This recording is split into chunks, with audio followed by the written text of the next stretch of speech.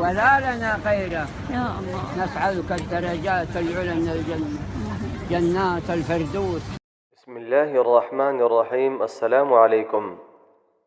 ہر انسان کی یہ خواہش ہوتی ہے کہ زندگی بھر پیسہ جمع کر کے ایک دفعہ ہی حرمین کی زیارت نصیب ہو، مگر آج عرب دنیا ایک ایسے شخص کی فوت ہونے پہ افسردہ ہے کہ جس نے 80 سال حرم شریف کے اندر ہی گزارے۔ تو سوچئے، جہاں انسان ایک دفعہ ہی حرم کی زیارت کے لیے ترستا ہے، وہاں 80 سال حرم کے اندر عبادات میں گزارنا کتنی بڑی خوش قسمتی ہوگی۔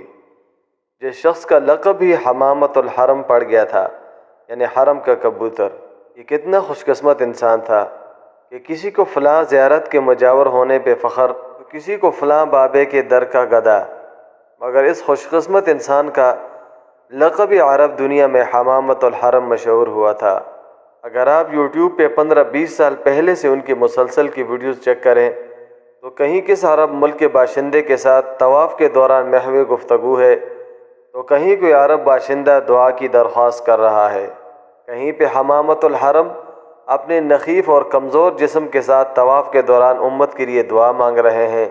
ولا لنا غيره. يا الله. نسألك الدرجات العلى من الجنة، جنات الفردوس، جنات تو الفردوس. کہیں ذکر اذکار میں مشغول نظر آتے ہیں۔ اسی جگہ تو خلیجی عرب ممالک کے نوجوان اللهم آمين. دوران طواف ویڈیو بنا کے ان کی زندگی کا بیتی سنتے ہیں، تو کہیں افریقی عرب ممالک کے باشندے دعا کی درخواست کرتے نظر آ رہے ہیں۔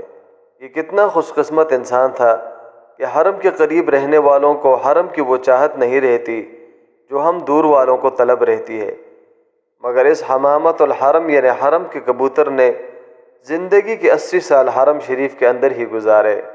ایک جواب میں کہتے ہیں کہ میں زندگی بھر کبھی ایک دفعہ بھی حرم چھوڑ کے ہسپتال علاج کروانے نہیں گیا۔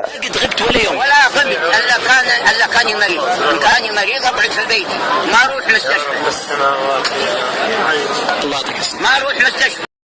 گویا کہ ان کو رسول اللہ صلی اللہ علیہ وسلم کی اس حدیث پہ اتنا پختہ یقین تھا کہ جس میں رسول اللہ نے فرمایا کہ آب زمزم کسی بھی بیماری کے لیے پیو تو اس میں شفا ہے، تو اتنا پختہ یقین تھا کہ کبھی اللہ نے بیمار ہی نہیں کیا۔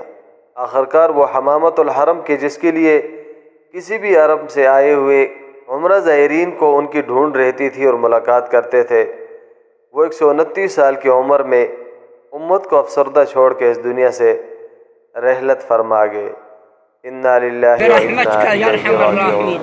اللهم شيل عنا هذا الفتن اللي انتشرت على عبادك وانت تعلم بالسر واخفى.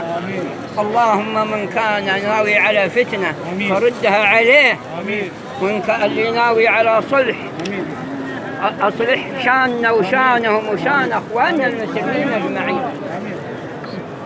ونسألك الجنة وما قرب إليه. سبسکرائب کے بٹن پہ کلک کریں، بیل کے آئیکن پہ کلک کیجئے تاکہ ہر نئی ویڈیو کی نوٹیفیکیشن آپ کو مل جائے۔